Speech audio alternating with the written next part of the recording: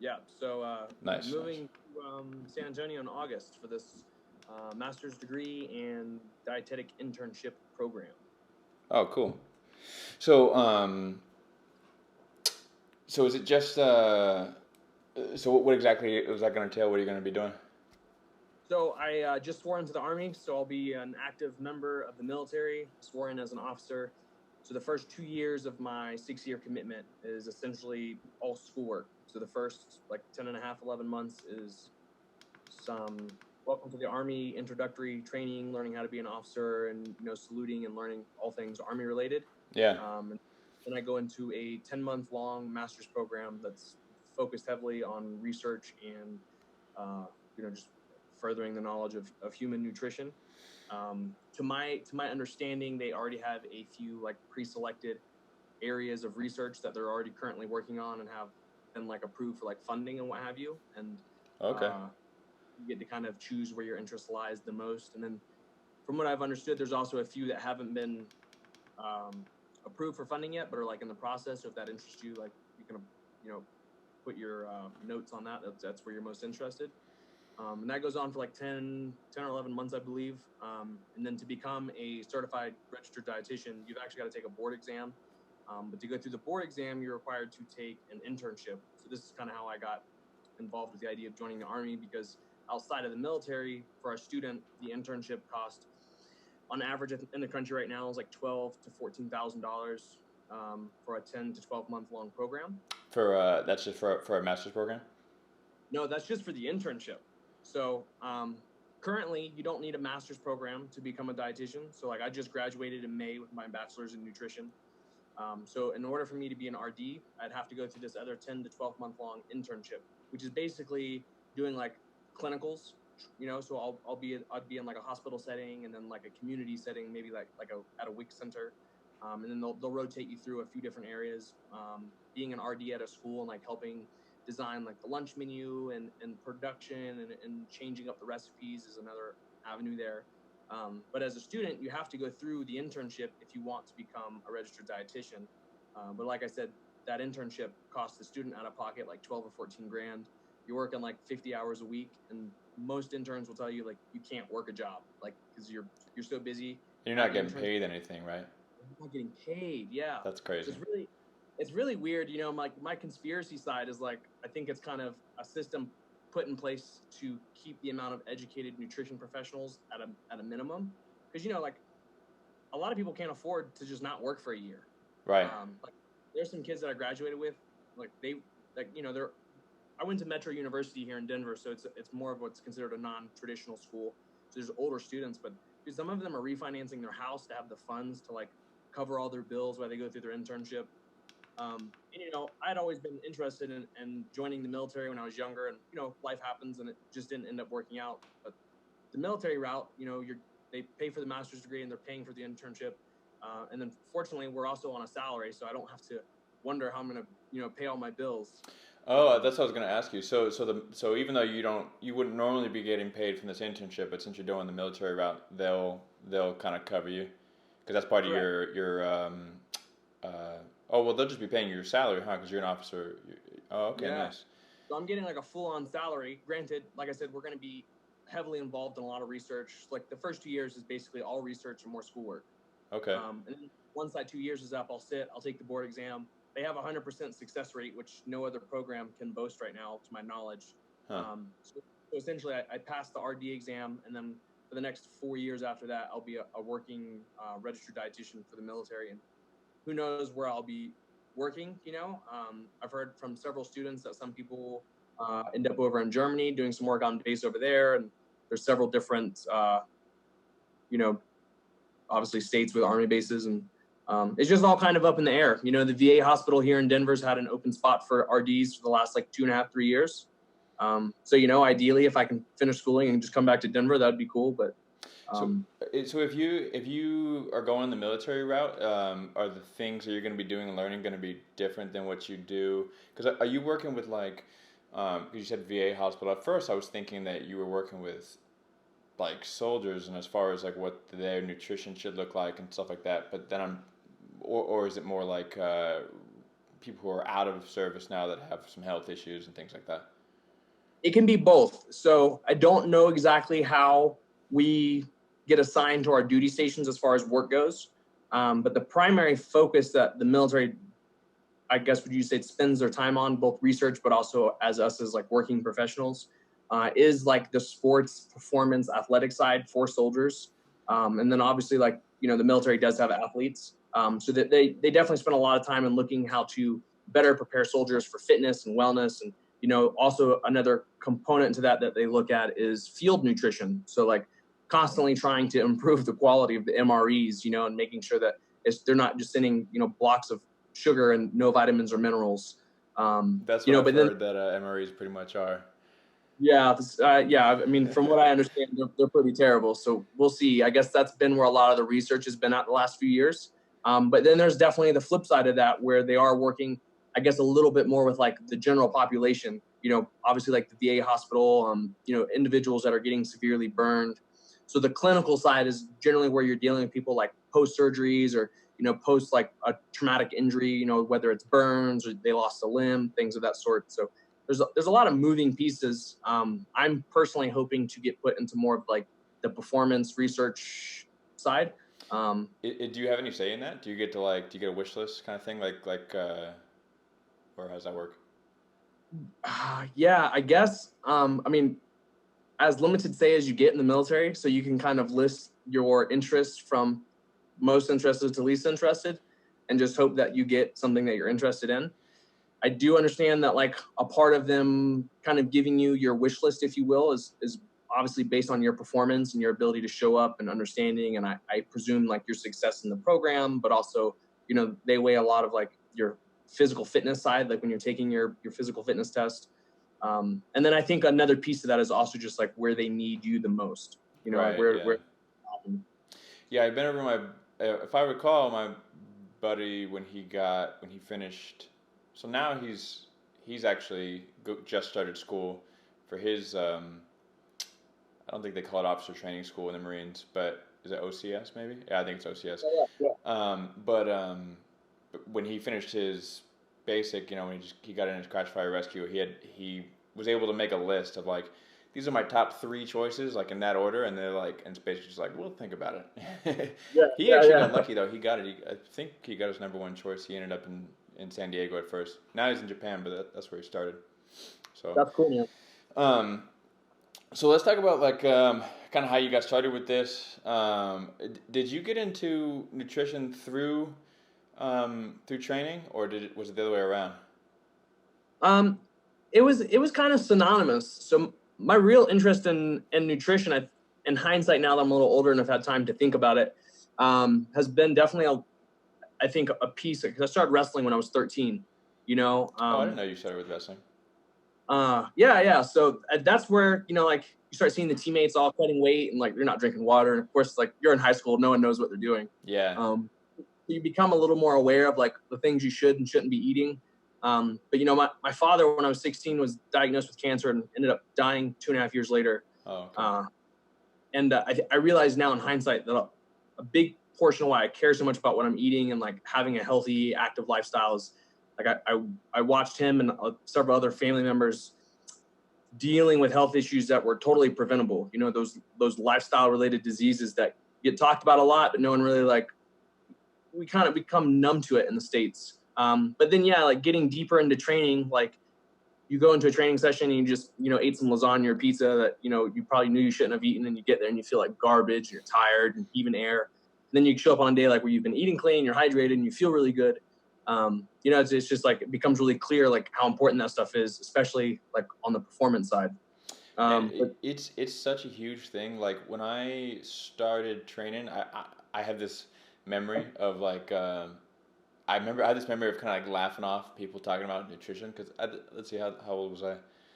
I was probably a year or 2 in, so I was maybe 20, and then I'm driving to the gym and like throwing McNuggets down like real fast just because I needed some calories, and then and I was like, this doesn't matter, I'm fine. And then I would say I feel like 27 was the age when I was like, let me try to eat clean, and then I realized I felt like shit all the time. Like I just I didn't know the difference. Like I was just like, dude, my cardio's better. I'm happier. Like I can do so many more things in the day. I was like, dude, I was running on like just dragging on empty for my whole life because I was like raised on McDonald's, man. I didn't, that's just the era that my parents or my mom grew up in. They didn't know anything. You know, that's the Wonder Bread age. They didn't know anything about that.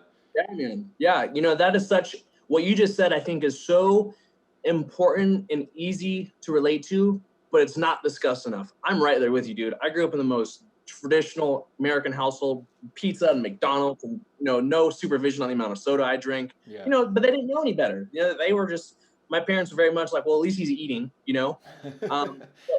That piece that you mentioned of like, you just don't know how bad you were feeling because you don't know what it's like to feel good.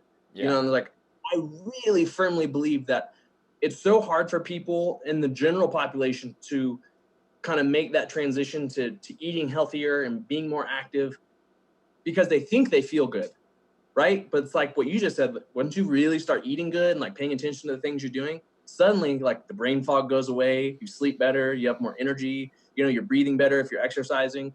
But unfortunately, a lot of people have lived however long they've been living and don't realize like you could feel better, and you said brain fog. That was a trip for me. When I kind of made that connection. They say like you don't know what you don't know, and sometimes you learn something, and it's kind of like I don't know. It just opens your eyes. Like man, I didn't realize there was this whole avenue of things that I could have been doing or whatever. And you're just kind of thankfully you stumble across it or whatever you were led to it. But I remember thinking that I was getting like brain damage from sparring, and I kind of would just like push under I'm like, man, I feel foggy. I know I'm not quite there. I couldn't explain it, it was faint enough that I could one shove it under the rug, but two I couldn't really. It's like I just feel off. Like I'm not quite like you know what I mean. I'm not there yet. And then Sure. I changed my diet. There was a reason I changed it. I think I read like, oh, you can get higher testosterone levels or something like that, and so I was like, oh, let me try to do that, and then my brain fog went away, and I was like so much clearer, and I was like, man, I thought I had CTE this whole time, and I was just trying not to think about it too much because I'm like, what else am I gonna do, I'm 7 years into this at that time, and then it went away like overnight almost because I pretty much. I went the way you weren't supposed to do it. I kind of went like cold turkey and went 100%. You know what I mean? But overnight it's like woke up the next morning like, whoa, what the heck? Turns out vegetables are I didn't have any. There was no vegetables in my diet at all. I had a lot of orange juice. That was probably my fruit because I was addicted to because of the sugar. Give me man. I don't want to open a window, but I'm picking up a lot of background noise. Give me 2 seconds. Let me open up the window behind me because I'm sweating from these lights.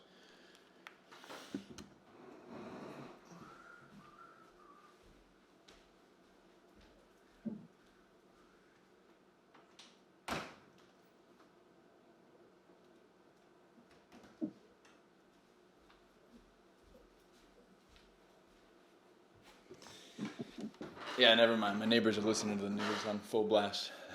Nice. Anyways, where were we? So that's how you got into it, and then you started. So you just started as a personal trainer, or did you start with the Dolce diet and then nutrition through them, and then become a trainer?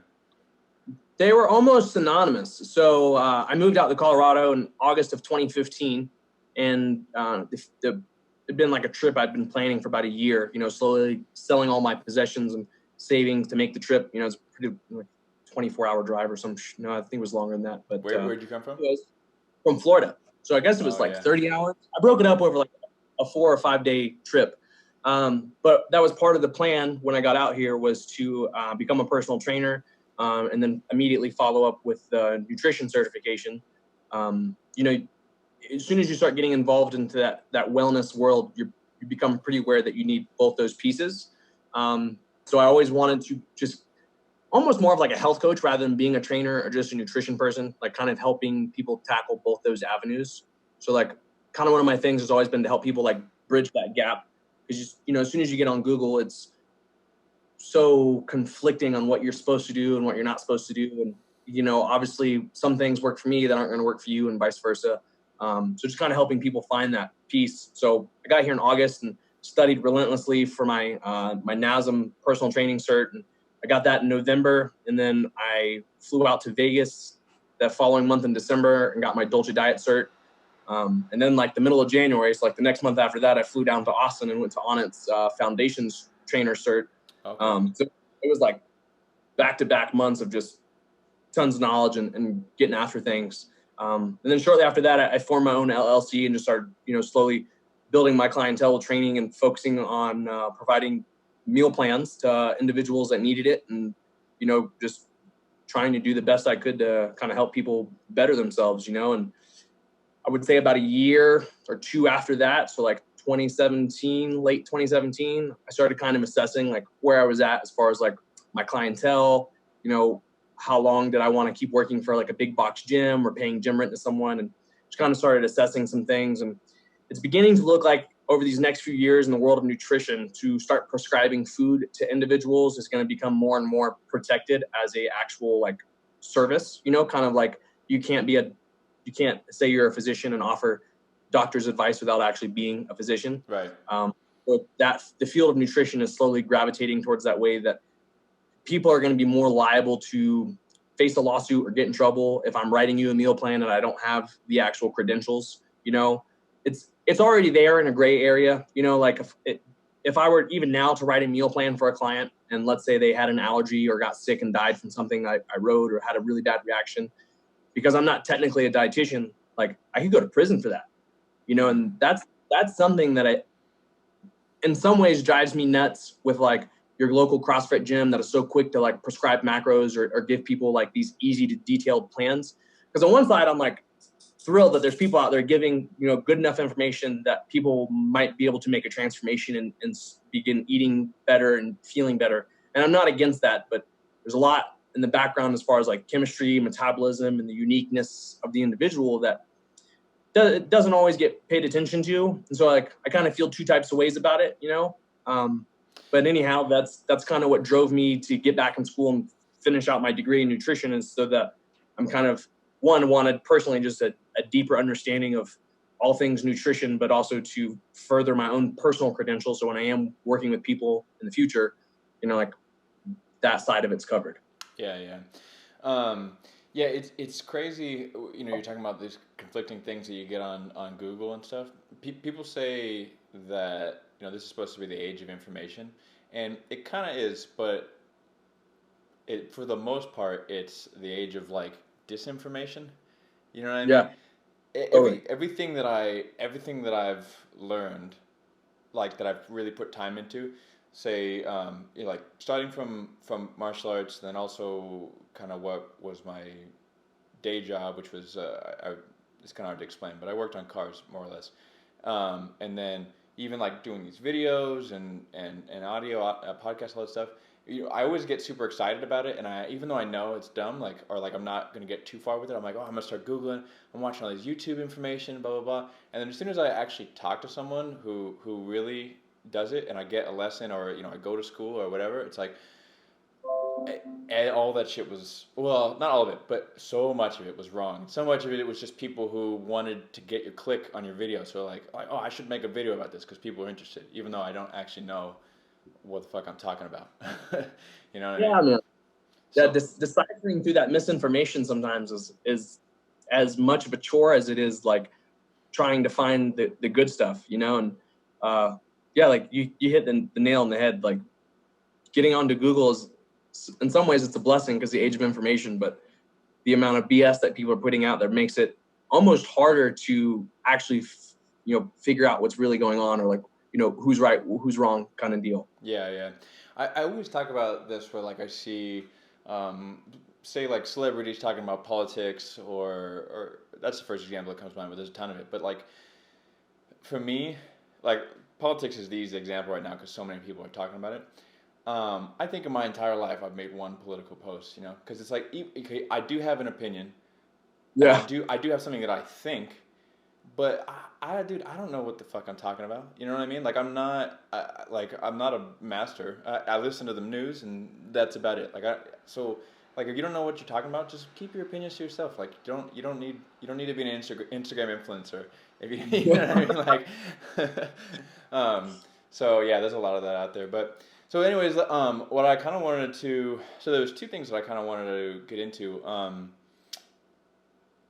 One, so yeah, let's do this one first. So I thought it would be cool if I could just tell you like, um, almost kind of like kind of be the guinea pig for someone who's listening, and we don't have to get super. Obviously, you can keep it general when you need to because there's going to be some things that information about me that you don't know. But I could just kind of tell you like my basic nutrition is like super basic, and things that pretty much I know like everyone could probably figure out. And it'd be cool to see like, oh, you know, if you could add this, because everybody that's listening to this for the most part they're in MMA, so if we could do it from that perspective, and then because some general things like might apply. I don't want to get too specific, you know, but things that everyone could take something from, you know. And so, Hey, can you give me 1 second? Someone keeps knocking on my door, and I want to go see what's up. oh yeah, for sure. All right, so where were we? I think we're talking about some simple nutrition with you as the guinea pig or something along those lines. Oh yeah. So basically, you know, well, this probably isn't true like in the last month, but up until that, like my like lines of nutrition were pretty much just like the real basics. Like, you know, when I get into camp, I eat pretty bad outside of camp, but when I get into camp, it's like, you know, I cut out the processed stuff, cut out the processed sugars and you know, fast food, all that stuff, the obvious stuff. Right. And then I just make sure, you know, I'm getting like 5-6 servings of like fruits and vegetables a day. I'm getting enough protein. You know, I try to have a little bit of like animal protein in each meal, and then you know, I'll try to have nuts or, you know, some sort or avocado or some sort of like healthy fat, you know, with 2 of those meals. I take a multivitamin and some fish oil. That's about it. So like what for someone who is, for people listening to this podcast, you know, a lot of them train and probably most of them don't compete, but you know, some of them do. So what would be like the big, you know, the biggest like kind of chips to add into that? You know what I mean? Sure. So before I go into like chips, I think it's important for us and your audience, you know, especially we're talking about like MMA, jiu-jitsu people primarily. And in both those aspects, you know, the requirements of the athlete is you don't just have to be powerful, but you've got to be explosive. You've got to be fast. You know, in the instance of MMA, you need to have accuracy, skill set, agility. And when you start looking at those are all kind of dynamic, different energy needs. So it's like when you're talking about training and or competition, for the most part, I would say the nutrition really needs to be well-rounded, you know, especially talking about MMA and jiu-jitsu. Like there's an anaerobic capacity to that where you absolutely need a glucose fuel source to perform correctly.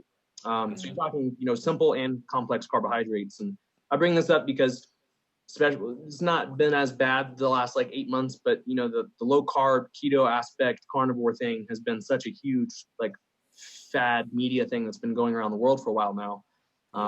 When you're talking about like a combat athlete and you start reducing your carbohydrate intake, it becomes a lot harder to be explosive, to have power, to recover effectively. So going into like that blanket, like what are the big chips? I would for sure say you need to be eating at least 3 good square meals throughout the day, not counting snacks. You know, so if you're the kind of person you're waking up and you know, training once or twice a day, like you should easily be eating 5, maybe 6 times a day. You know, what you just touched on, you know, making sure you're getting 5 or 6 servings of fruits and vegetables. You know, people hear that and then they're like, okay, well, what's a serving? You know, and it's like, that's where it can get a little convoluted. So like in the world of fruit, you're talking like a small fruit, like an apple, an orange, a banana, or if you're getting into berries, now you're talking like a half cup to a cup, depending on, you know, your own personal size and work ethic, what have you. And then the same goes for like your green leafy vegetables, which I think is one area that a lot of people can make some dramatic improvements on, is getting those dark green leafy vegetables, you know, your kale, your spinach, Swiss chard, bok choy, you know, and not just sticking to one vegetable, but constantly kind of trying to pull in that variety. And again, you're getting into that realm of, if it's a loose leafy green, kind of like spinach, like a cup is a serving. And when you think about it, like that's not really a lot, when it's loose and leafy. Now, if it's cooked, now you're starting to get into that neighborhood of like a half cup or so. Just takes up less space in the measuring cup. It's same amount of caloric density, right? Yeah, more or less. Obviously, if it's cooked, like if you've sauteed spinach, the caloric density might increase if you cooked it with fat versus steaming it with water, things of that sort. True. And then the protein aspect, I think, is probably one of the more like we hear back and forth in the nutrition world, because there's the bodybuilder mentality side where you should eat a gram of protein per pound of body weight idea. And then there's the standard like recommendations of nutrition where it's like you really only need 0.8 grams per kilogram. So you're talking 0.8 per 2.2 pounds of your body weight. So it's, little That's less like than 3.3 grams or something of protein per pound. Yeah. So yeah, roughly. So, it's like I weigh 155 pounds. So that's me eating like, I don't know, what is that, 60 grams of protein instead of 155 grams of protein, or somewhere in that neighborhood. Yeah. And that's like two decent chicken breasts and you're straight. You're yeah, right. So then the piece to that, like the protein side is also, we talk about like the ability to recover and to perform, but also to get stronger. And like protein synthesis is a really important piece to that for especially like combat athletes. Like you're taking damage, your workload is pretty high. So I generally venture to say like most people is like in this MMA combat world could easily start at a gram of protein per pound of body weight. There's not a lot of contradictory science of that being necessarily evil or incredibly beneficial. There's science on both sides, whether you want to assess kidney and liver function, or if you want to look at, being anabolic and having muscle growth. So what you're saying is like having animal protein 1 or 2 times a day. And then if you're complementing that with enough leafy greens and vegetables, whole grains, those are big pieces that kind of tie the whole picture together. The whole grain thing to me is something that doesn't get discussed enough. So, most bread products are made with, a bleached flour of some sort, whether it's like, you get the whole wheat bread, but there's generally still some kind of processed aspect of the flour in there. So there's some really like low quality whole wheat bread. When I get a whole wheat and I'm like, it's on sale for 99 cents or something like that, and it tastes so good. I'm like, not something. Yeah, it's funny, man. So I recently learned that a product, like a wheat product or a bread product, flour product, whatever, can only advertise that it's whole grain if it has to state it's 100% whole grain. So if there's anything in there that's like used as a filler, it doesn't qualify as 100% whole grain. And when you start looking at products, trying to find something that's 100% whole grain, so you're getting that good insoluble fiber and the phytonutrients that come along with it, it's like all of a sudden your choices go from here to like, yes, it's so hard to find. So the breads that just say whole grain, and then they don't specify that 100%, you're getting a bunch of filler. There's just a little bit. There's some whole grain in there, but then they got all the regular shit. They can put whatever they want in there. Yeah, it's interesting. Yeah, I didn't know that. So back to your piece, like the big ticket items. I think for this realm of athletes, particularly having breakfast early in the day, to me is a huge piece. I know a lot of people follow like intermittent fasting or just like a delayed eating window, and it's not necessarily that I think there's anything wrong with that. And again, this is where it really will come down to the timing of the training session that the individual's going to be doing. If you're someone that's training 5-6 days a week, whether that's weight training, jujitsu, sparring, running, you got to remember what I was touching on before with like the glucose or the carbohydrate aspect. Like you need that stuff for fuel. And if you ate dinner at say 7 o'clock the night before, and you're doing an intermittent fasting and not planning to eat until noon, but you're training at 10, you got to ask yourself, what is your body's not going to perform as optimally at 10 in the morning if you're still fasted. It doesn't mean you can't. I mean, most people in this athletic endeavor, we're strong-minded. Most of those individuals are going to be able to push through the pain or the suffering or the not feeling good. Like back to what we were talking about when we were young and in our 20s, it's like, I'll eat the fucking chicken nuggets and go work out, and you just kind of push through. But, if you wake up with the intention to be fueled, now you're giving your body a little more energy. You can recover better. You're less likely to suffer from an injury. And then again, obviously following up with post-training nutrition, hydration. There's quite a few pieces to this whole puzzle. But I guess I should just pause off my rants. And hydration is a huge one. Making sure that No, go ahead, rant. I know you see me like looking around, wondering. I'm. It's not because you can rant all you want. I'm getting like a static in my headphones that I was trying to figure out where it was coming from, but I think I got it. But yeah, rant on. That's what that's what we're here for. Yeah, right. No, but yeah. So like, eating consistently through the day. I don't know about yourself, but I know, especially in the MMA world, most of these athletes, especially when you're getting into that pro circuit, you're not just training once a day, right? You're training 2 times a day, sometimes 3 if you're in camp, working different skill sets. So like eating not just the right amount of food, but the right kinds of foods, are super important. And this aspect of the food can be debated, but I'm a really big proponent.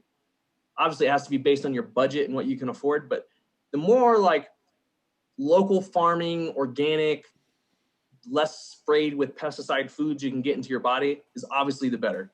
If you can't afford to buy the non-GMO or the organic foods, like that's fine. Still, stick to your fresh vegetables and your fruits and, Do you think that the organic, pesticide free, all that stuff, there's some real obvious, like, I guess you'd say general health benefits, like as far as, like disease prevention and things like that. Is there an aspect of performance, like improvement with things like that, or is that mostly for general health? I couldn't say for certain. I generally believe, it's obviously like generally healthier for you. And in that regard, I think if you're healthier, your performance is just most likely to be a little better. Sure. Yeah. But also, as far as like the emotional component of food goes, I think that there is a flavor difference in a lot of those foods. And I bring this up because I'll talk to people occasionally like, oh, I hate apples. They taste like nothing. It tastes like wax or whatever. Yeah, right. So if you go buy like one of those really shiny, like conventional apples and then taste it next to like the not so pretty organic apple that doesn't have the same shine, like the flavor difference is pretty noticeable. Yeah, it's huge for sure. Obviously, it also depends on like the varietal of the apple. You're not comparing a Granny Smith to like a Fuji apple or Honeycrisp or whatever. But yeah, like there's definitely a flavor difference, and I'm a pretty big proponent that you've got to enjoy what you're eating emotionally as well. It's like, yeah, especially if you want to last, if you want your diet or your nutrition lifestyle to be long term, like as much as you think like, I'm just gonna grind through this, like eventually, whether it's today or 2 years from now, you're gonna be like, I hate my life. Yeah, it's like the bodybuilders, right? They eat their plain chicken breast and the brown rice and the broccoli. Like, yeah, you can put hot sauce and do some things to that for a while, but after a while, like if you're really not enjoying what you're eating, it's easy to falter or to revert back to old habits.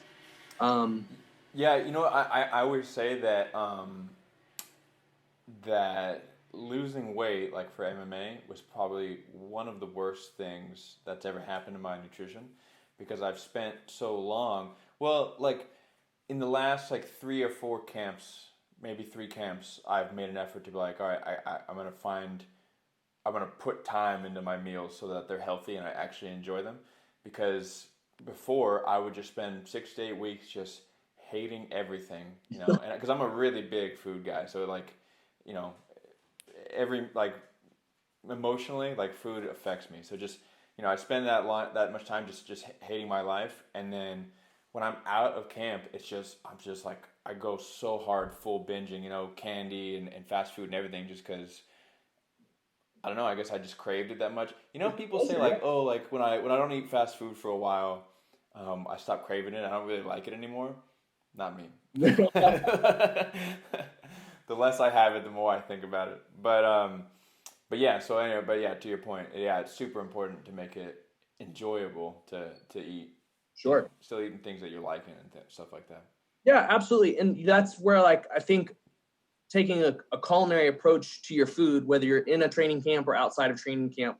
I think if you can become more comfortable in preparing your own meals, no one knows your palate like you do. So you can start having those meals that you enjoy or want. But if you're making them from scratch, like, they're immediately healthier than what the alternatives are going out to eat somewhere. It's like, Yeah. you hear a lot, like, what do you mean you can have burgers and fries? I'm like, well, if you're like getting some like nice lean grass-fed ground beef and you're chopping the potatoes yourself, like, yeah, it's technically maybe not the absolute best because you're eating ground meat, but it's a hell of a lot better than going to the restaurant or the In-N-Out burger. And again, we talk about, like, there's not necessarily anything inherently wrong with going out to eat either, but it's when you're doing it the majority of the time versus, like, something you're doing once in a while. Plus the impact that has on your budget and stuff like that. That's huge. Huge. One thing that I eat all the time when I'm dieting it's funny because people make jokes about it kind of being the crux of weight gain. They'll make jokes about, like, oh, I want to lose weight, but I love tacos or whatever. I feel like that's a go-to thing. I eat tacos like once a week when I'm in camp, but like, I get chicken, I cook it on the grill, so I'm not cooking it in oil. Yep. A good seasoning stuff. But if you put time into making chicken on the grill, you can make it still moist and doesn't have to get dry. Yeah. And then onions, tomatoes, cilantro, corn tortilla. If you get corn tortillas, you can get some good quality ones, but there's definitely some high processed ones too. But there's nothing in that if you took all those ingredients separately, they would all be something you consider healthy. But when you put them together, like, oh, I'm having tacos. Yeah, people are like, ah. Yeah. Yeah. And if I haven't had that much fat today, I'll even have carne asada. But there's a lot more. That gets real individual because I know that I can afford the extra calories of the fat that comes with carne asada. If I'm tracking my calories. Sure. Some people can, some people can. It depends on their workload and the caloric burn and all that. So anything else? What about things like supplements and I know there are some supplements that definitely have some great research behind it. How do you feel about the more basic supplements like vitamins and stuff like that? Because there's a lot of conflicting things out there as far as, like, are you even getting those nutrients in your system or not? Yeah, and that is a really, really great question. The supplement industry, I mean, first and foremost, you have to understand they're not regulated at all. Right. The FDA doesn't dabble in that shit whatsoever. Obviously, I think, like all things, you kind of get what you pay for. So when you are spending a little bit more money on one multivitamin that's maybe triple the cost of, whatever the name brand one is on the market, it probably stands to reason that more expensive one is being sourced from real food ingredients and they're not synthetically designed. Like you said, supplements are the one thing that, like, one of the things that I feel like it's important not to skimp out on it. Yeah, right. Yeah, that's what I was looking for. Yeah, definitely. I totally agree. So I think in that aspect of, like, particularly with vitamins, for an individual, like, if you're eating a pretty well-rounded diet, that you're getting quite a bit of leafy greens, vegetables, fruits. You're eating a different variety of those. You're getting things like brown rice, quinoa, even jasmine rice, white rice. Like, if you're eating not the same thing every single day, essentially, and you're being mindful about preparing most of the food that you're eating, so where it's coming from. I think in the bigger scheme of things, a multivitamin for most people really isn't necessary. Like, we supplement in the States, like brown rice there's like every 100th grain is packed full of predominantly thiamine. But if you ever notice, like, if you're cooking brown rice and you see that one little grain that's green, that's basically a vitamin capsule. And it's something that the States started doing, I think it was like 50 years ago now, because people were suffering from, like, thiamine deficiencies or folate deficiencies.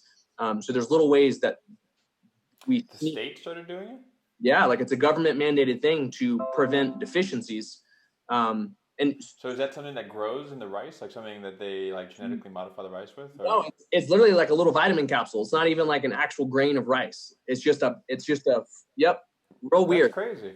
So what's even crazier about that is, like, when we send relief to, like, like Nigeria or other like suffering guerrilla warfare third world countries, and we send them like these bags of rice, they pick through it and throw the green ones out because they think it's a bad rice.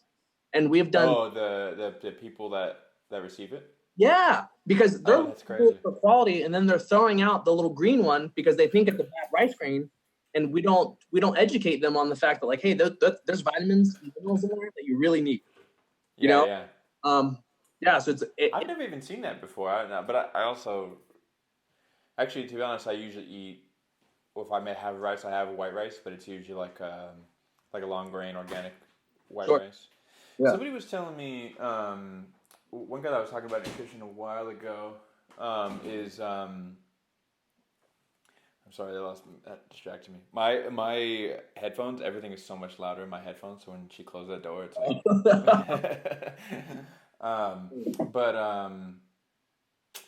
let me get my... Oh yeah, he was saying basically, white rice has kind of a bad stigma to it, but the only reason why white rice is not as nutritious for you is because most white rice is made whiter by like bleaching, and it's about, other than that, if it's organic and it doesn't have that, it's not. It's basically as equally as nutritious. Is that true, or more or less? Yeah. The only other like I would say disadvantage to eating like a good jasmine organic long grain white rice, like the only other real disadvantage of that, because they do have their own plentiful amount of nutrition, minerals, vitamins to it, but the only other piece is it does have a slightly bigger impact as far as like a glycemic load goes. So your insulin response is going to be elevated a bit more than if you eat a brown rice. And that's not necessarily a bad thing. That can actually be a beneficial thing in terms of training. Because specifically like post-training, white rice with some kind of making sure that you have enough protein, whether that's coming from beans and whatever other grains you could be mixing in, broccoli, or if it's coming from an animal protein, we need insulin to shuttle those nutrients back into our muscles. So if you're eating white rice post-training and you're having, a balanced meal with proper nutrients, it can actually enhance your recovery versus something like a brown rice because it's slower to digest. Your insulin response is going to be a little lower. It's going to take a little longer time to deliver those nutrients back to like your muscle tissue essentially. But flip side to that is it could also be beneficial to eat that insulin pre-working out, or eat not the insulin, but eating the white rice for the insulin pre-like training, within like a 30-minute window, because now you're going to start releasing more glucose into your blood right before you train. So now you're going to have access to that energy when you start doing whatever you're going to do. The real issue with white rice is when you eat it and then just go sit on the couch and do nothing. Right. And that can be argued for most forms of carbs, but that's why, traditionally, if you're not going to be active for the next hour or two after you're eating a meal with grains, you would be better off to opt for something like a brown rice or a quinoa that has a lower glycemic load because you're not going to put as much stress on your pancreas. Okay, yeah, that makes sense. Is that the deal with like why bodybuilders like inject insulin and stuff like that? Yeah, that's why they get yoked. That's why like the bodybuilders from like the 90s era were so huge, because they were taking tons of insulin. That's also why a lot of those guys have heart issues and liver failure now. But yeah, insulin is like the muscle building drug. Yeah, I mean, and messing with insulin without like any like a doctor's guide and stuff, that's so dangerous. Fuck all that. Yeah. Man, I mean, respect to you if you're willing to take that risk and you want to, I think most of those guys in that get into that like pro level circuit, like they're, whether the doctors don't want to come forward or not, it's one thing, but I think most of those guys have enough understanding of nutrition and performance of the body that as long as they're not taking like, Jesus doses of insulin, that for the short term, they're okay, but for me personally, like I want to live as long and mobile as possible. I don't want to be the 80-year-old grandpa that is on a cane and hunched over and can't do much in life. And I know some people are like, hey, when I'm 80, I've lived a full life, I'm done. I want to like live my life hard now. And when I'm that old, I'll just, go out the way I go out. And I respect that. But dude, I want to see my grandkids, my great grandkids. I don't want to be stuck at a retirement home, and yeah, it kind of depends. Like I kind of on one side understand it because I don't really have too much understanding of the motivation to be a bodybuilder, but then again, a lot of people say that about MMA. So, Totally. I probably just it's just something I don't understand because I've never taken the time or I'm not in that scene. But I do definitely understand being willing to shave off maybe potentially some of your life, Yeah, 100. or the quality of your life to achieve a goal if it's that important to you. You know what I mean? I kind of have like a weird, uh, what would be the word, like a dichotomy where and part of me is like I accept the fact that I'm gonna have health issues and possibly not live as long because of the choice of my career. Hopefully, I can hit 70, 80. That'd be, fine. But on the flip side, I feel better than most people. You know what I mean? Um, I don't have like aches and pains and all my joints are great. I could squat down my heels down to my butt and jump back up off my, you know what I mean? Like everything is great. Granted, I'm not that old yet, but I know people that are at my age that like, have to take ibuprofen and stuff at night for back pains, and they've had surgeries on this and that, and I don't have any of that. So Sure. Yeah. And well, there's like for sure with like all things, there's variance in all of us because of our genetics. But the flip side to what you're saying is regardless if you're choosing to compete in MMA and you're going to take physical damage mentally and physically because of the sport, in competing. But the flip side, I think what you're saying is inherently you have to be focused at least some of the time on putting good nutritiously dense foods in your body, but you're also exercising, and in order to be successful, like in this specific sport, like you've also got to be flexible and mobile. So you're not just lifting weights or just running, you're also stretching and probably doing some yoga here and there. And, you start tying those pieces together and it's like, yeah, dude, like we can squat down and not have the cracking knees or not taking ibuprofen before we go to bed. And, I'm right there with you. I meet some people that I find out are my age. And I'm like, fuck, I thought you were 10 years older than me. You're balding already. You can't like bend over to pick up a pen off the ground. yeah. And it's sad, but a lot of that directly translates to like your lifestyle. Yeah. And it's I think that stretching is a big part of it. Because I do spend a lot of time. My rule of thumb is every 4 minutes of intense exercise that I partake in, it comes out to 1 minute of some sort of mobility, even if it's just like a sauna or ice or whatever.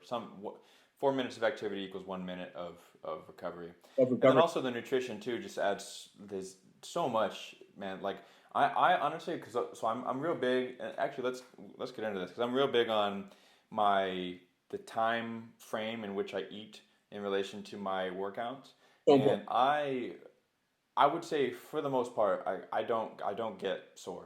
Like, I don't get any soreness almost ever. Like unless I do some sort of isolation movement, you know what I mean, and I do a bunch of volume like on my glutes or my biceps or something, which I don't do.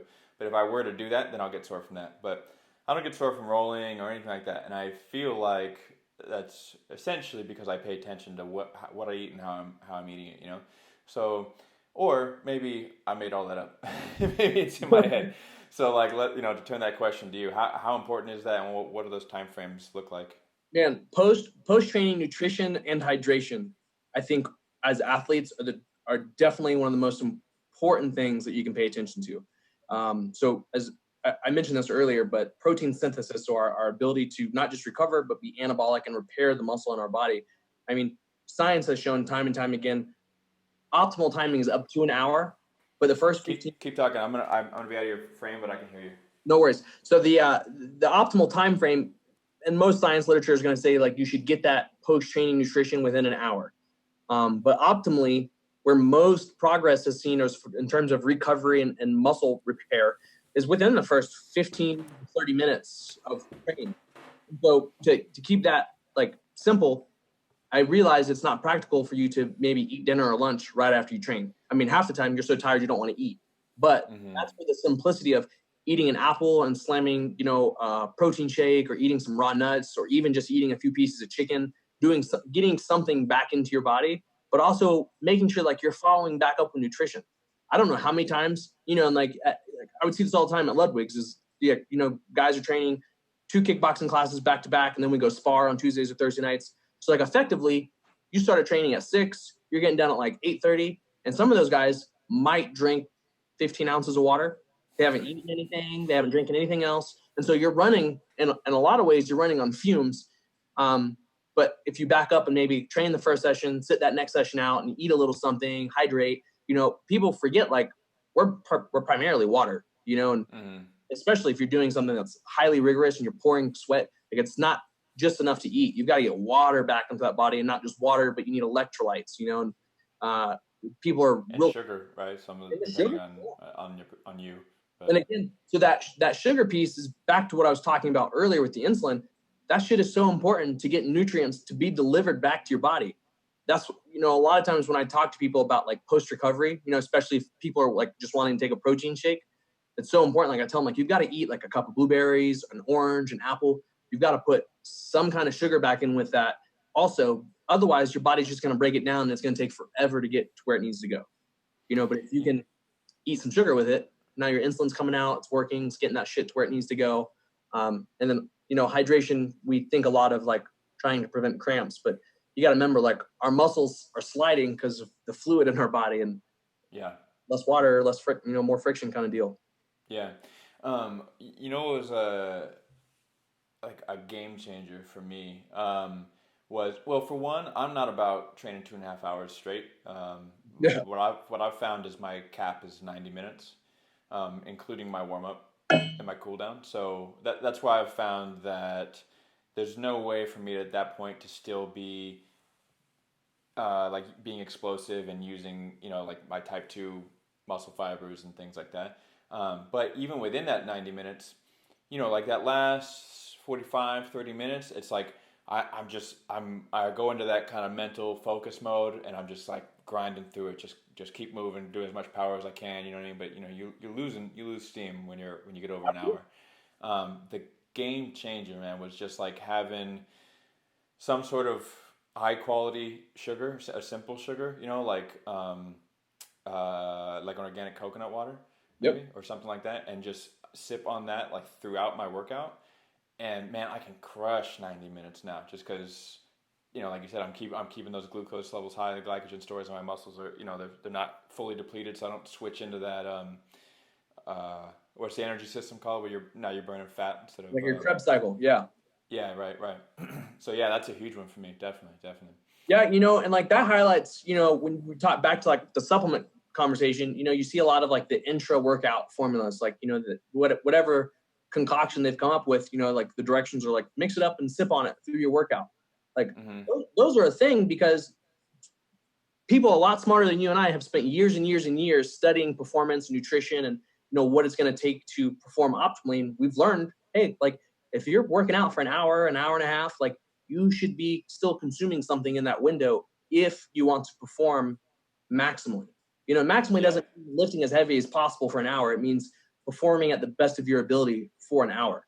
And obviously there's a side to that means that you've trained and you've been preparing, and you are capable of working for that hour. But for someone like you and I that are conditioned and can do the work, having that nutrient available to you throughout the training session really is a huge game changer. And definitely. I'm so glad you brought up the coconut water, because man, I really hate the amount of money that people will spend on supplements versus just getting it from real food sources.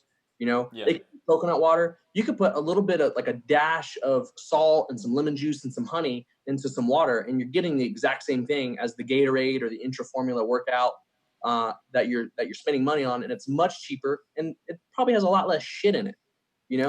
That's probably cheaper than even going the coconut route, because coconut water actually can be pricey. But it's delicious. Salt, lemon, and honey. I'm gonna try that. That's a good one right there. Actually, that's really good. Well, pro tip on the coconut water is instead of going to almost all, it's very hard to find coconut water in a grocery store that doesn't at least have at least one thing added to it. Like very rarely do you flip it over and see ingredients coconut water.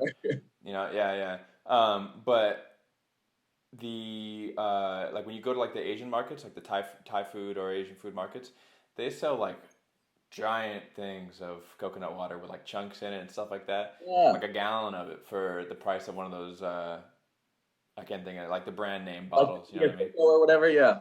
Yeah, yeah. That stuff goes up and up, man. Like it's crazy how much coconut water is. It's such a it's in style. You know, it's like a fad thing. So. Well, it's in style, and then also like coconut oil has become so prominent, and MCT oil now sourced from coconuts. So like the demand just in general on the coconut market is just constantly expanding. So it's Yeah, they yeah. want coconut water, they want their MCT oil from coconuts instead of palm, and then everyone wants to cook with coconut oil, which is all good, but for us that's been enjoying it forever. It's like I remember when this used to be $1, now it's $4.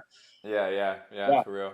it's Coconut oil is a good one too, though. That is I put coconut oil in my coffee, and I feel like I get it. It keeps me from getting like super jittery from my coffee. sure. And then I feel like it gives a little bit of extra mental clarity and stuff. The fat's really important. It seems to me, right, for like for mental clarity. Yeah, yeah. So people forget that like our brain, so it's kind of funny. Our brain, our central nervous system prefers glucose as its fuel source. Like if you think of terms on like a race car, like carbohydrate or glucose, it's all pretty much the same. But it's like your high octane fuel. It's what your body is always going to prefer, but especially our central nervous system. So our nerves, our brain, these things that are constantly running.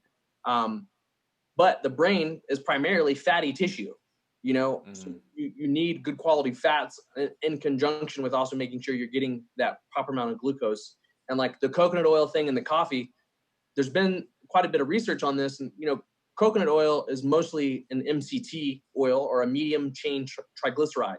And so the interesting thing with MCTs is our body is most unlikely to store medium chain triglycerides as fat on the body, and will be more willing to actually start burning it for fuel versus storage.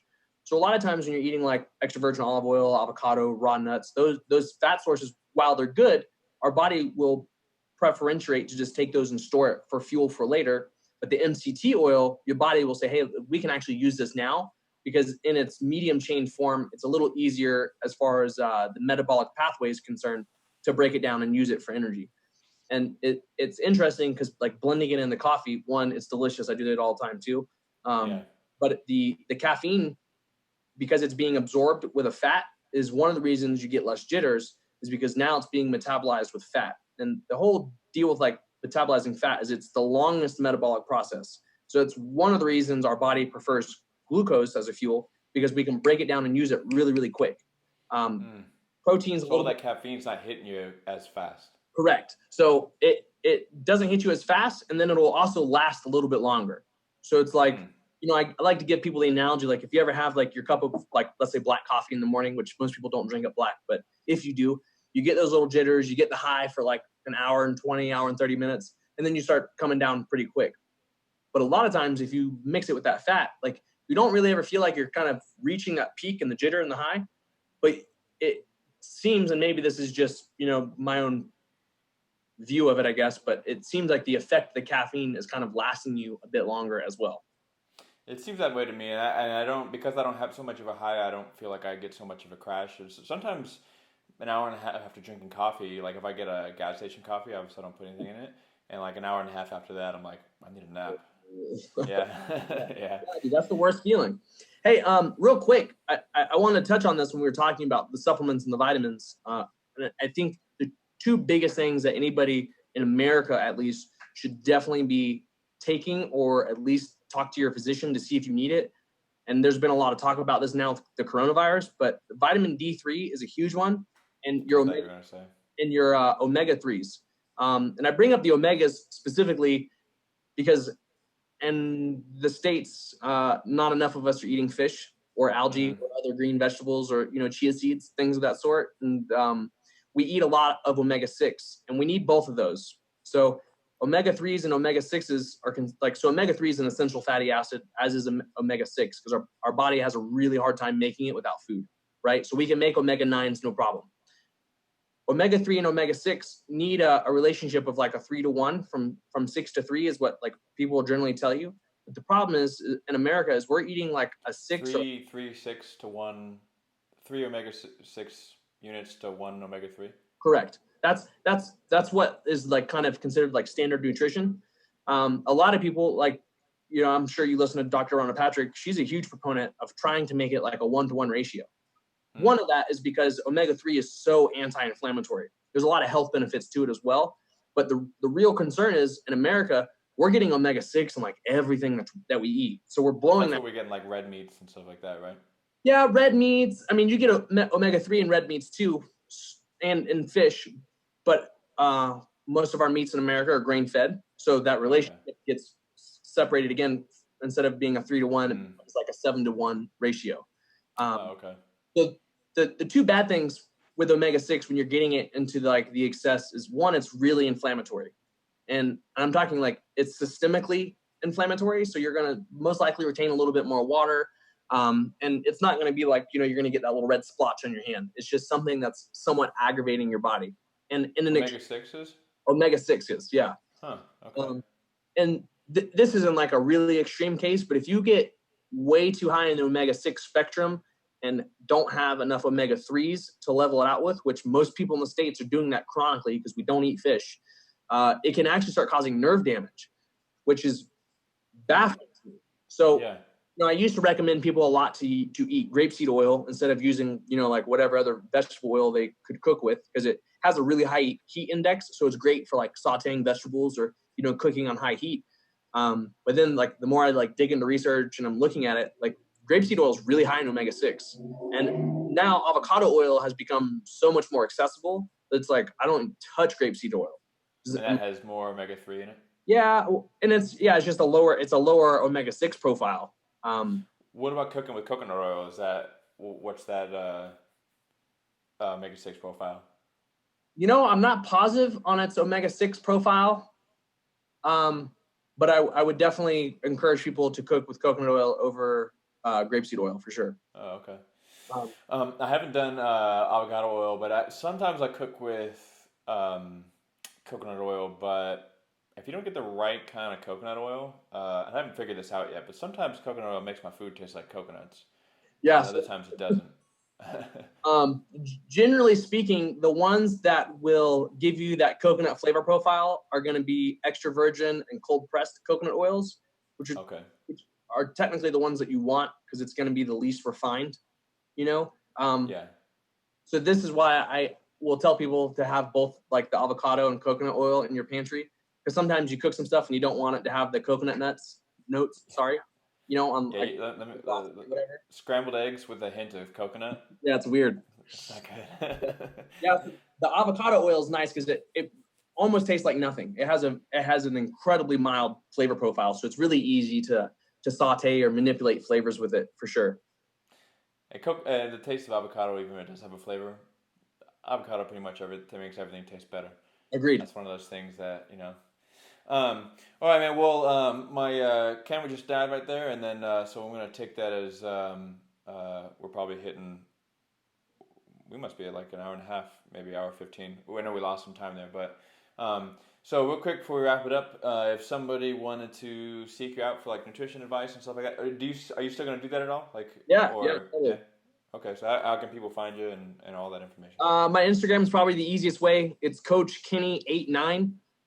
You can also shoot me an email at oh.fitt@gmail. So it's ofit with 2 T's at gmail.com. But yeah, the Instagram is usually the easiest way.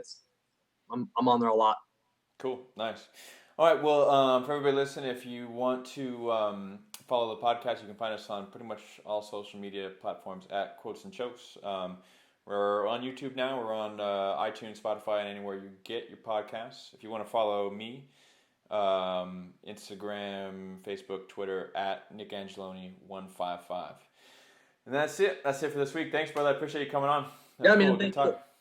All right, man. Well, I'll talk to you soon. Hopefully, I don't know when you're moving, but I'm actually going to be out in Colorado here in a week or two.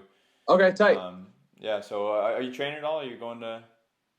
No, man. I had to put training on the back burner while school got pretty intense. That was September of 2018. I mean, I've been in like a handful of times. I was actually hoping to get back into the dojo before we moved to do some training, but with the COVID, closed down. We'll see what happens, Yeah. All right, man. Well, I'll talk to you soon, and hopefully everything's gonna go well for you out in Texas. So best of luck to you, brother. Dude, thanks, man. I appreciate this. Chat later. All All right, man. Talk to you soon. Yeah.